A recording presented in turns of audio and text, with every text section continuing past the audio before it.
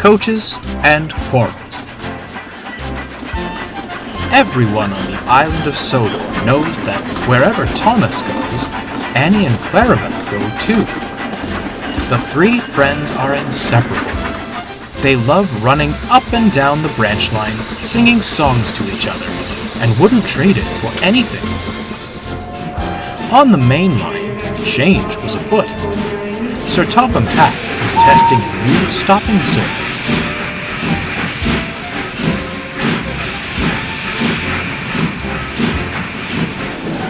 Rather than changing trains, passengers wishing to travel on the branch lines were designated certain coaches. At the junction, the coaches were uncoupled and added to the branch line trip. The passengers enjoyed the convenience. Thomas, meanwhile, enjoyed the attention.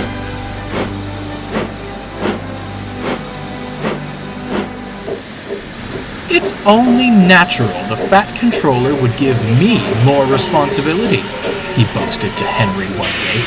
Given how well I run the branch line, I'm surprised he didn't do it sooner. You do know he's running the same service on Edward's branch, don't you? Asked Henry. Thomas wasn't listening.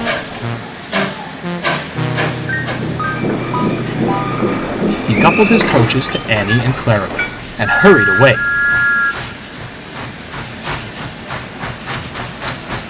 Do come along, we shan't be late. Do come along, we shan't be late.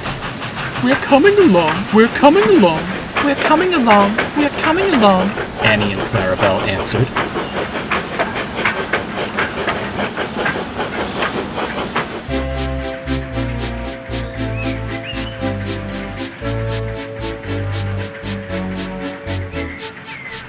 The other coaches remembered Thomas from his days as station pilot.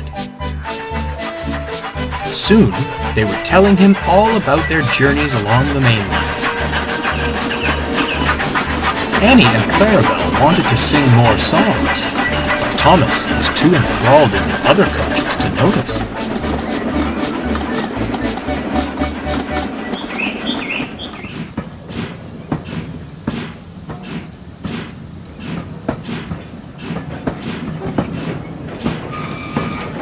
Later, Thomas shunted the coaches to the carriage shed,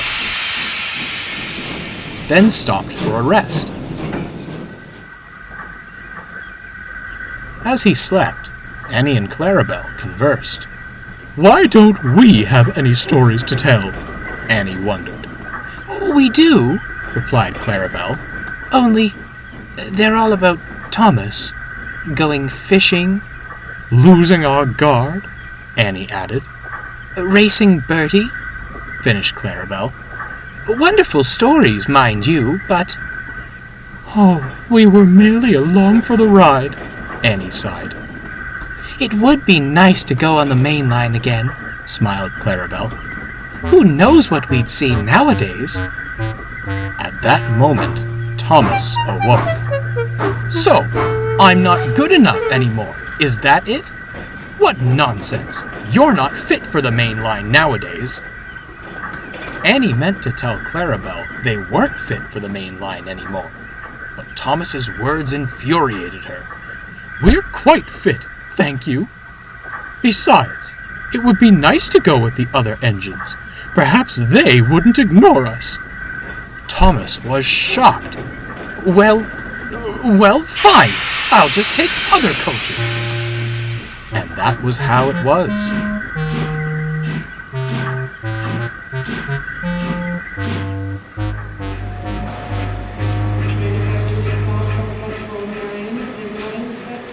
The next day, Annie and Clarabelle were added to James's stopping service, and Thomas used two of the old coaches. They said nothing to each other as they left the junction.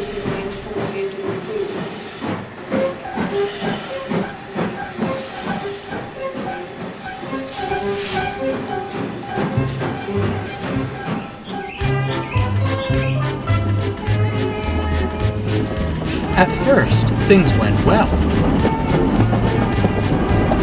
Thomas felt pleased. Do come along, we shan't be late. Do come along, we won't be late, grumbled the first coach, if you focus on the line and stop that wretched singing. The second coach muttered in agreement. Thomas was speechless.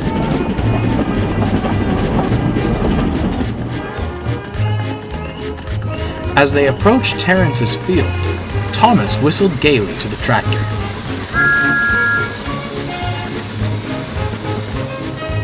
Not long after, Bertie rolled past, and Thomas whistled again. For goodness sake, grumbled the first coach. How many whistle boards are there on this branch line? I was only saying hello, Thomas cried. No time for those sorts of pleasantries on the main line, retorted the second coach.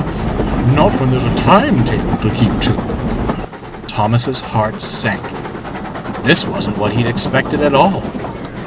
He was miserable for the rest of the day. He didn't want to admit it, but he missed Annie and Clarabelle dreadfully. At the end of the day, Thomas was at the junction with his last train. He was having a drink and feeling quite down when Henry fussed in. Well, Thomas, you wanted more responsibility? Be a responsible engine, then, and take these coaches back. Thomas looked up.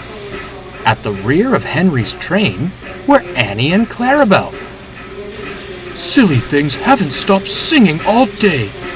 Do come along or you'll be late. I've been on time all day, thank you. Thomas couldn't help but laugh. At once, he coupled the old coaches to Henry's train and took Annie and Clarabelle away. Henry huffed off indignantly. I'm sorry, you two.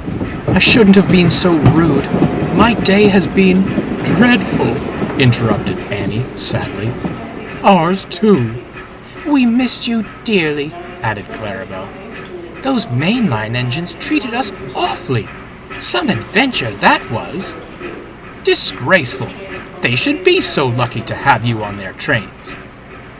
The three friends stopped. Then they laughed. It was good to be together again. Thomas still takes other coaches along his branch line, but Annie and Clarabelle stick close behind him.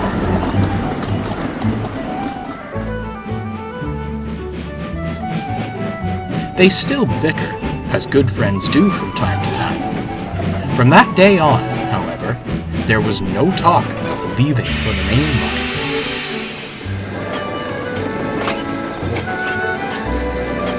Annie and Clarabelle concluded that the only story they wanted to tell was that of their peaceful little branch line.